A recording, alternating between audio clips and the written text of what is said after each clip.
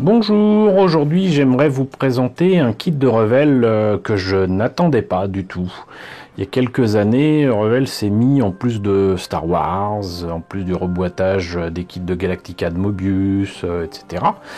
Revell s'était mis à prendre des licences qui étaient quand même un peu à risque et a sorti deux kits du jeu Halo. Alors Halo, pour ceux qui ne savent pas ce que c'est, ça n'a rien à voir avec les télécommunications.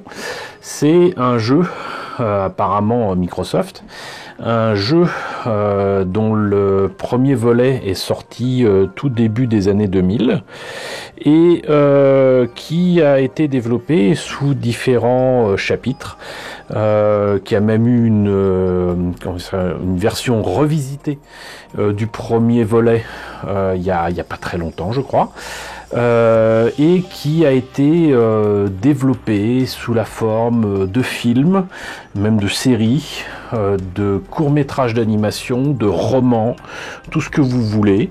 Et si je me trompe pas, il y a même eu des jouets façon Lego, je crois que c'est chez Megablox. Ce qui m'avait fortement étonné, parce que déjà qu'il y ait du Call of Duty, j'ai trouvé ça assez étonnant quand même que des choses qui sont vraiment proposées pour les enfants soient avec des licences qui pour moi ne font pas partie du monde de l'enfance, hein. Voilà. Et pour ceux qui ne connaissent pas Halo, c'est une histoire assez particulière avec l'humanité qui a conquis les étoiles, qui a fini par rencontrer une alliance de races aliens, on va dire un peu belliqueuses, le Covenant, et qui se retrouve à devoir lutter bec et ongle pour pouvoir justifier sa présence dans les étoiles, sur des planètes colonisées. Et c'est arme à la main. Et s'est développé donc un programme apparemment de soldats génétiquement modifiés, agrandis, façon un peu d'ailleurs, pour ce que j'en ai appris, comme les Space Marines de Warhammer 40 000. Donc des personnes plus grandes, plus fortes, plus résistantes, et qui sont en plus dotés de particularités guerrières, avec des armures de combat qui leur permet de faire face à des missions relativement difficiles. Voilà, et ça donc c'est en suivant justement les aventures d'un héros qui n'a pas de visage, avec son armure Spartan, si je me rappelle bien. Tout le monde peut éventuellement se rapprocher de ce personnage-là, puisqu'on le joue dans les jeux. Et il est accompagné d'une intelligence artificielle qui s'appelle Cortana, et qui est avec lui partout. Voilà, donc grosso modo, pour ce que j'en ai compris, c'est ça. Moi, ma connaissance du monde de Halo se limite au film, celui-ci, qui est sorti en 2012. On a bien cru que ça sortirait jamais, parce qu'il y avait différents projets, dont un qui était lié donc à Peter Jackson et au réalisateur de District 9, donc Blomkamp. Et finalement c'est ça qui est sorti, donc Forward Unto Dawn. Donc c'est le début en fait de l'aventure de Halo. Et vous voyez quand même la différence de taille entre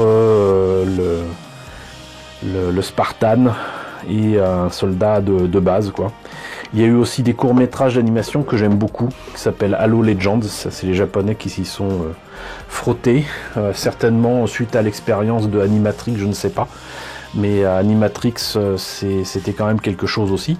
Donc voilà, Halo c'est beaucoup de choses, et c'est surtout, en fait, encore une fois, non seulement des personnages en armure, mais des véhicules qui, franchement, ressemblent en fait à s'y méprendre à ce qu'on a vu dans Warhammer 40 000. Et là, c'est le cas avec le UNSC Pélican, qui pourrait ressembler en un peu plus, j'allais dire, réaliste, avec ces airs de cockpit, d'hélicoptère Hind russe, si ce n'est qu'il n'y a pas de pales, hein, il y a des réacteurs.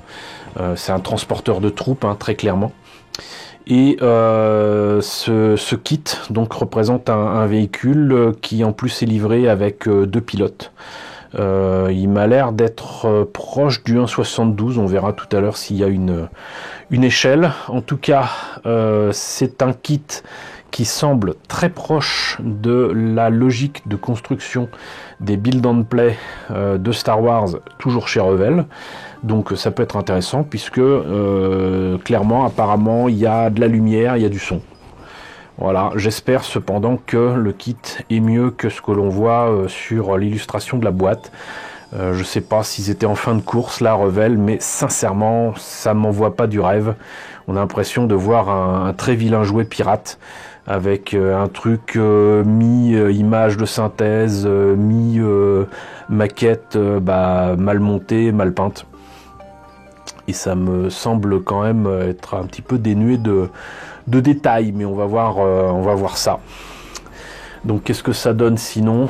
Apparemment le modèle monté et peint, le voilà. Heureusement, apparemment le cockpit est transparent et on voit les pilotes à l'intérieur. Là c'était pas évident que ce soit le cas. Là on a carrément le modèle monté mais pas peint, puisque c'est la logique du build and play visiblement, donc un Snap Together Action Model Kit with my beautiful French accent. Et je vous disais qu'il y avait 2 kits, donc puisque là vous avez un Warthog, donc que je n'avais que en jouet Hot Wheels, et là on voit que ça ressemble quand même vachement à une grosse Jeep quoi. Et donc ces 2 kits ne sont pas du tout à la même échelle. Et qu'est-ce qu'il y a sur les côtés? Strictement rien d'autre. Est-ce qu'il y a une échelle de préciser quelque part? Visiblement non. Donc je pense que on va se précipiter pour voir ce qu'il y a à l'intérieur. Et si c'est bien ce que je crois, je vais peut-être essayer de vous faire un montage rapide du kit en question. Alors qu'est-ce que ça donne? Je pense que c'est exactement ce que je pensais, hein, voilà. Donc un kit avec des pièces déjà dégrappées. Ça fait quand même très très plastique et très jouet à monter. Ça on s'en fiche. Voyons un petit peu déjà la notice. Donc en noir et blanc, c'est un peu décevant. Donc les pièces en présence, pas de numéro, apparemment des lettres. Et ici donc on suit les instructions pour monter tout ça. Il y a effectivement 2 figurines. Je vais voir tout à l'heure ce qu'il en est. Ah, on a quand même quelques autocollants. Oups.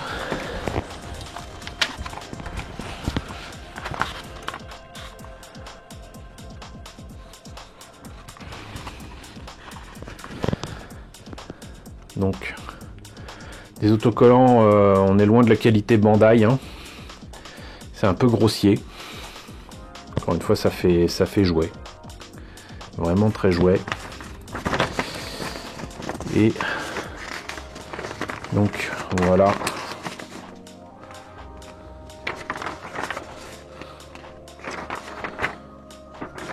un peu limité, hein, je pense. Et donc on a un système de lumière et de son. Je sais pas ce que c'est supposé faire comme lumière, peut-être dans le cockpit. On va voir ça. En attendant, donc les pièces en présence, c'est quand même donc c'est même pas traitement en fait. C'est des pièces qui sont déjà moulées en couleur. Le truc pour le cockpit, bon effectivement, si je le monte tel quel, il y a intérêt à ce que ce soit ensuite démontable, mais ça me rappelle effectivement les kits de Star Wars. C'est détaillé mais ça ressemble pas à grand chose. Et là donc on a les figurines et j'ai l'impression que c'est carrément, à moins que je me trompe, hein, ça m'a l'air d'être du 1/100e. Ça ressemble aux figurines 1/100e qu'il y a chez Bandai pour du Gunpla. Voilà, et ça m'a l'air d'être en fait l'interrupteur pour mettre en marche tout ça. Voyons ce que ça donne.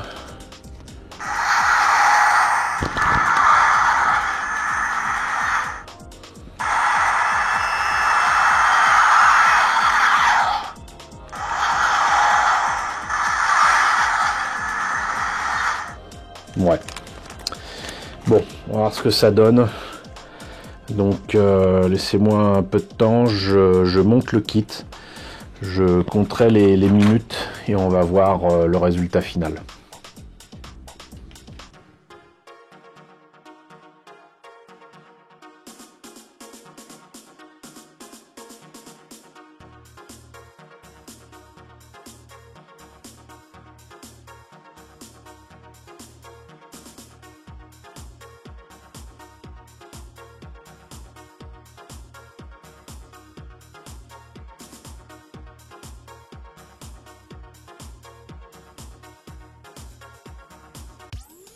Bon, et bien voilà, hein, j'ai terminé le montage de ce Pélican. Alors, je dois vous dire que ça a été assez rapide. Voilà, exactement comme pour les kits Build and Play de Star Wars, hein, c'est dans la même idée. Maintenant, par contre, c'est franchement du jouet à monter. Il y a pas mal de détails qui seront à reprendre. Très clairement aussi, c'est un kit qui nécessite vraiment d'être peint, d'être détaillé. Voilà, le son et lumière n'apportent pas grand chose. Je vous montre ce que ça donne ici.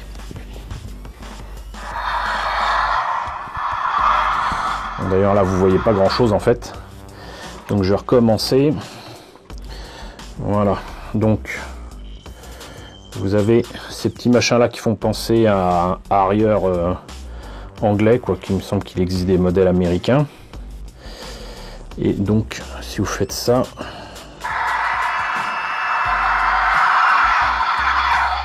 c'est pas hyper visible, mais normalement ça c'est clair ici.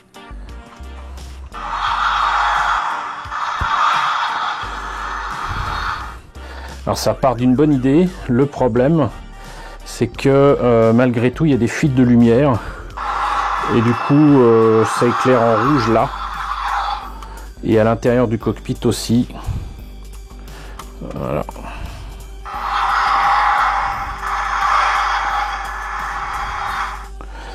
Donc voilà, ça nécessiterait quand même de mettre un petit peu d'aluminium autocollant.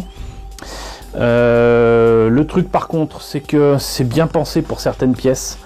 En fait le truc c'est que, je sais pas si vous le verrez au time-lapse de ce que j'ai filmé, j'ai monté cette pièce là à l'envers comme un imbécile et j'ai dû redémonter le kit. Alors au départ c'était simple, puis après pour arriver à cette partie là, en fait il aurait fallu que j'enlève ça et toutes les chances que je casse ces pièces pour pouvoir enlever la pièce qui était à l'intérieur qui coinçait la rampe d'accès. Donc je me suis débrouillé, j'ai enlevé l'intérieur du cockpit et j'ai un peu forcé, mais ça passe, voilà. Et sinon donc vous voyez que vous avez non seulement donc une rampe d'accès pour l'intérieur du vaisseau. Ce qu'on voit pas ici d'ailleurs, et que j'aurais vraiment du mal d'ailleurs en plus à enlever encore une fois sans casser ces trucs là, c'est qu'il y a des sièges, il y a pas mal de détaillage à l'intérieur qui mériterait d'être peint. Et sinon donc vous avez ces trucs là qui sont en fait les trains d'atterrissage. Donc vous avez cette partie là qui est insérée dans le cockpit avec ici le local pile pour le son et lumière.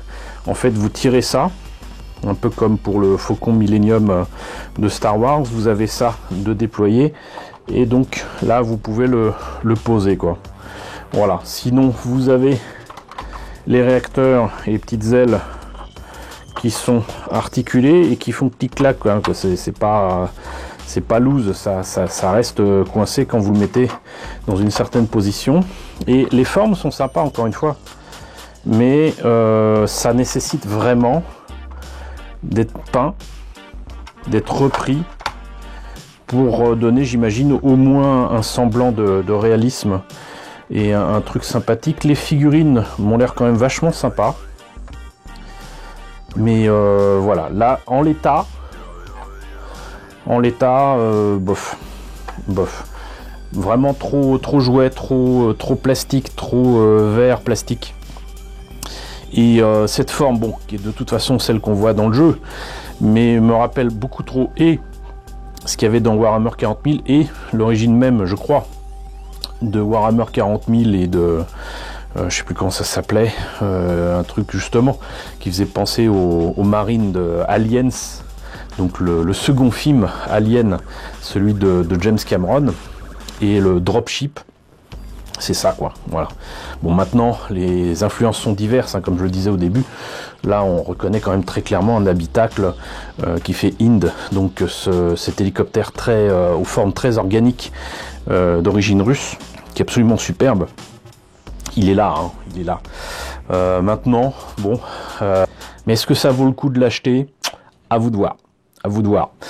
Bon, maintenant, de toute façon, une fois que je referai cet appareil au niveau, en tout cas, c'est essentiellement peinture, il est clair que non seulement je vais le repeindre, mais surtout je vais ajouter des petits détails, des marquages, exactement comme on voit d'ailleurs dans l'illustration ici, hein, il y a des petits trucs ici et là. Donc voilà, à vous de voir. En tout cas, voilà, maintenant vous en savez un petit peu plus sur ce kit Halo de Revell de l'UNSC Pélican. En tout cas, voilà, maintenant vous en savez plus. À vous de me dire en tout cas ce que vous en pensez dans la section commentaires. N'hésitez pas à liker, n'hésitez pas à partager, n'hésitez pas à vous abonner si ce n'est pas déjà le cas. Coucou aux nombreux abonnés qui nous ont rejoints ces derniers temps.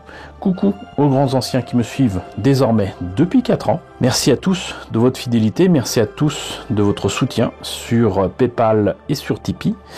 Je vous laisse avec le générique de fin, avec justement les contributeurs de la chaîne, et je vous dis donc à très bientôt, je l'espère, pour la modification, la peinture de ce Pélican de Halo.